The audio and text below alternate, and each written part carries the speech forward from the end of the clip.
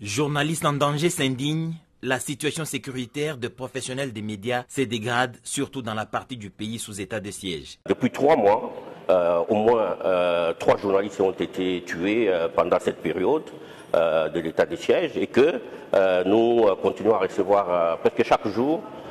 des alertes des journalistes qui reçoivent des menaces, qui sont obligés de se cacher parce que bien souvent ils sont menacés parfois par des personnes identifiables. Tivis Tivoidi, secrétaire général de cette organisation non gouvernementale de défense des journalistes, a été reçu par le ministre de la Communication et Médias, porte-parole du gouvernement Patrick Mouyaya. Notre appel a été entendu. Le ministre a dit que le gouvernement était très préoccupé par la situation et très intéressé de pouvoir y mettre fin, que le gouvernement a été engagé, le Premier ministre y compris, pour qu'effectivement, ensemble, avec nous, les organisations professionnelles, nous puissions trouver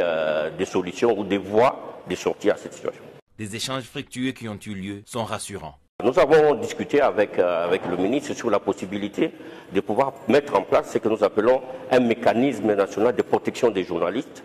qui sera une plateforme d'échange d'informations entre les organisations professionnelles et des points focaux qui peuvent se retrouver au niveau des services qui sont concernés par les questions de sécurité des journalistes pour échanger des informations, mais aussi pour voir comment nous pouvons prévenir